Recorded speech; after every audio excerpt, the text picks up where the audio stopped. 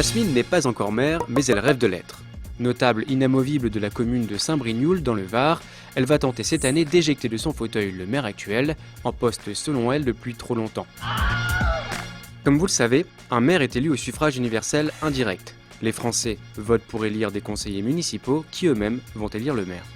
Saint-Brignoul comptant plus de 1000 âmes, 12 746 et un mouton pour être précis, on parle ici de scrutin proportionnel, de liste à 2 tours.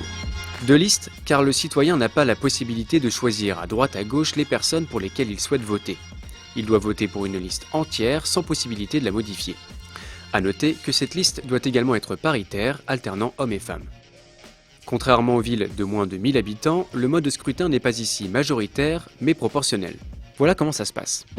Si une liste obtient la majorité absolue au premier tour, elle rafle d'office la moitié des sièges. Les places restantes sont ensuite réparties entre toutes les listes ayant obtenu plus de 5% des suffrages exprimés. Mais le vote s'annonce serré à Saint-Brignoul, peu de chances donc que tout soit résolu dès le premier tour. Au second, seules les listes ayant obtenu plus de 10% des suffrages exprimés peuvent continuer l'aventure.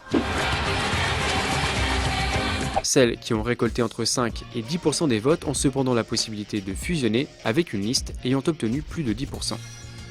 La répartition des sièges se fait alors comme au premier tour. La moitié est attribuée à la liste qui a obtenu le plus grand nombre de voix, le reste est réparti à la proportionnelle entre les listes ayant recueilli au moins 5% des suffrages exprimés. Précisons que les sièges sont attribués aux candidats dans l'ordre de présentation sur chaque liste. Les conseillers municipaux fraîchement élus organisent alors un vote lors du premier conseil municipal pour désigner le maire parmi eux. Ce vote se fait à la majorité absolue, mais si après 2 tours, personne n'a pu être désigné, alors le maire est élu à la majorité relative.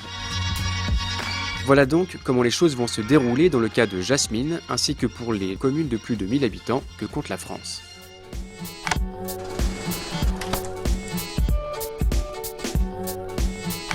Depuis 12 ans, Bernard est l'Euromaire d'Éprouville, charmant petit village de 600 habitants niché au cœur du pays de Caux. Bernard est dans la fleur de l'âge et compte bien briguer cette année un 3e mandat. Pour les villes de moins de 1000 habitants comme Éprouville, le scrutin est majoritaire, plurinominal, à 2 tours. Majoritaire parce que sur chaque liste sont élus ceux qui ont obtenu la majorité des suffrages exprimés. Plurinominal parce que les suffrages sont décomptés individuellement par candidat et non par liste. En effet, si les prétendants se présentent bien sur des listes, l'électeur peut à loisir les modifier et les mélanger une fois dans l'isoloir, tant que le nombre de noms choisis n'excède pas le nombre de postes à pourvoir. C'est ce qu'on appelle le panachage. Bénéficiant d'une belle notoriété auprès du club de bingo local, Bernard peut espérer être élu comme conseiller municipal au premier tour. Pour cela, il doit décrocher plus de 50% des voix, ce qu'on appelle la majorité absolue, et ces voix doivent représenter au moins un quart des électeurs inscrits. S'il reste encore des sièges à pourvoir, on organise un second tour. On ne parle alors plus de majorité absolue, mais de majorité relative. Plus besoin de réunir plus de 50% des suffrages pour être élu, il suffit juste d'être celui qui en a récolté le plus. Les conseillers municipaux fraîchement élus organisent alors un vote lors du premier conseil municipal pour désigner le maire parmi eux. Ce vote se fait à la majorité absolue, mais si après 2 tours, personne n'a pu être désigné, alors le maire est élu à la majorité relative. Si par malheur Bernard se retrouve à égalité avec Marie, pharmacienne du village et ennemie politique de toujours, c'est tout de même lui qui raflera le poste. Bernard a en effet 54 ans contre 48 pour Marie, or en cas d'égalité, c'est le plus âgé qui l'emporte. Voilà donc comment les choses vont se passer pour Bernard ainsi que dans toutes les villes de moins de 1000 habitants.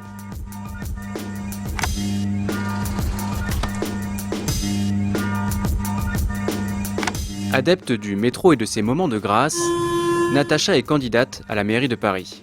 Comme vous le savez, un maire est élu au suffrage universel indirect. Les Français votent pour élire des conseillers municipaux qui eux-mêmes vont élire le maire. Sauf que pour Natacha, comme pour les candidats à la mairie de Lyon et de Marseille, le parcours est un peu différent. L'élection ne se fait pas au niveau de la ville, mais au niveau des arrondissements. Explication. Les habitants de Paris votent d'abord pour leur conseiller d'arrondissement. Comme pour n'importe quelle ville de plus de 1000 habitants, il s'agit ici de scrutin proportionnel, de liste à 2 tours. Contrairement aux villes de moins de 1000 habitants, le mode de scrutin n'est pas ici majoritaire, mais proportionnel. Voilà comment ça se passe. Si une liste obtient la majorité absolue au premier tour, elle rafle d'office la moitié des sièges. Les places restantes sont ensuite réparties entre toutes les listes ayant obtenu plus de 5% des suffrages exprimés. La bataille des municipales faisant rage à Paris, il y a cependant peu de chances pour que tout soit réglé dès le premier tour. Au second, seules les listes ayant obtenu plus de 10% des suffrages exprimés peuvent continuer l'aventure. Et pour les autres... Tu es le maillon faible. Au revoir. À noter tout de même que les listes qui ont récolté entre 5 et 10% des votes ont cependant la possibilité de fusionner avec une liste ayant obtenu plus de 10%.